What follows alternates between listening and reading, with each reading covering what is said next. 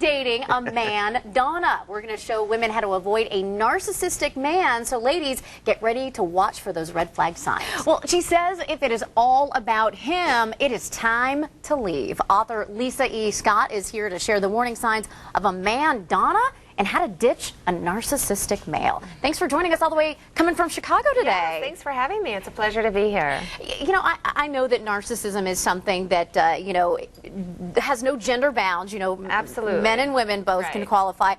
But something very personal in your life prompted you to write this when you discovered your ex-husband was a narcissist. Yes, when I met my husband, he joked from day one about being a narcissist, and I didn't think much of it. I just thought, oh, he's confident, and it wasn't until several events in my life, which I write about in my book, prompted me to look into the true meaning of narcissism, that it explained everything to me about our relationship, and that took 8 years. And so when I had that aha moment, it helped me understand that you either accept him for who he is and all its limitations, or you move on. Yeah.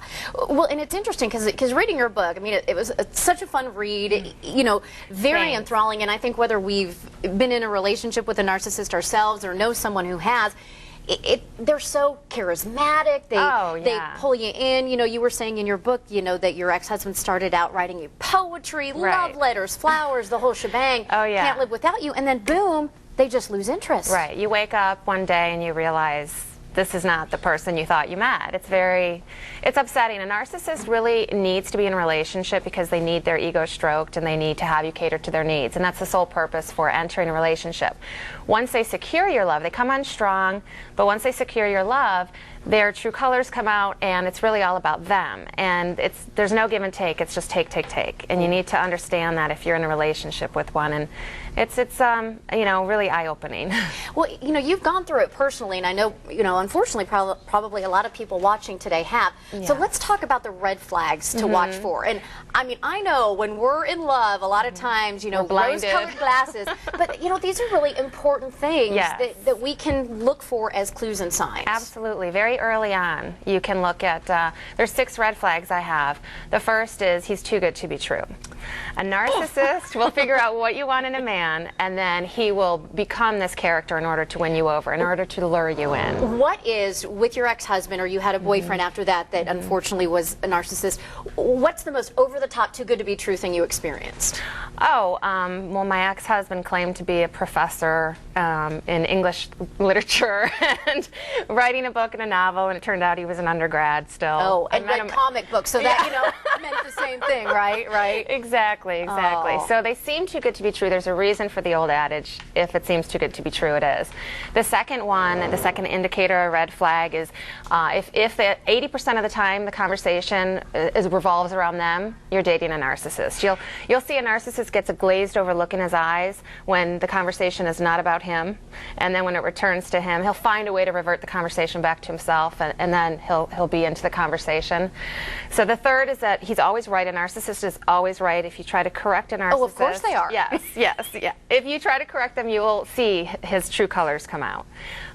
So essentially, you need to understand that. And the fourth is image. They're obsessed with their image. Narcissists have been brought up to identify with a judgmental social system. So everything is exterior. If you're beautiful, thin, and smart, you'll be loved. If not, forget about it. So they're obsessed with image. And I had to tell you, I was reading your book. I couldn't put it down. And you were saying that when you came to the conclusion that you needed to divorce your husband, you said all he asked for was the full-length mirror. That's it. I'm not joking or exaggerating. He did not want a thing. The only thing he wanted was the full-length mirror.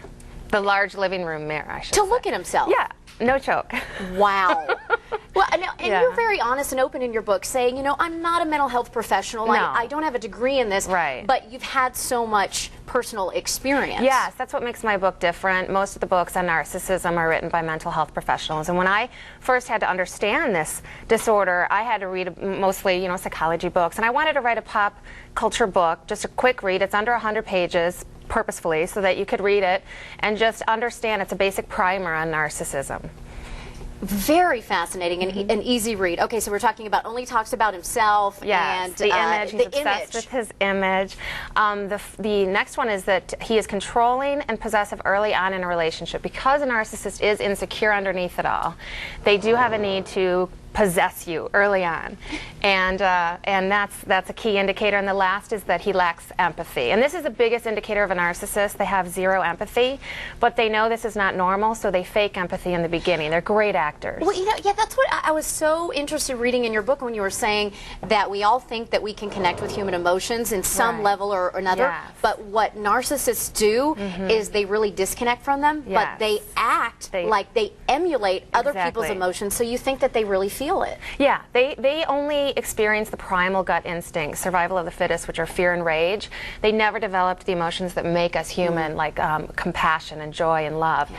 And so they realize this isn't normal. They fake these emotions in order to win you over, and then once you settle down with them, you realize that they don't have yet. Yeah. Well, Lisa, you know, we're so glad that you're out of that. You're out of that situation. And Lisa has a blog, so you can join her, get online support, and it's the Vein Forum, naturally, www.allabouthim, and your book is available. And thank you so much for coming on. Thank you for having me. Yeah, hopefully we can help some other women get the heck out of Dodge. That's the goal. Thanks so much, Lisa. Thank you. Well, coming up next, a speedy star of kids' cartoons earns you 100 couch potato points. Oh, and we have free tickets to the Fall Home and Garden Show. Find out how easy it is to win when San Diego Living comes right back.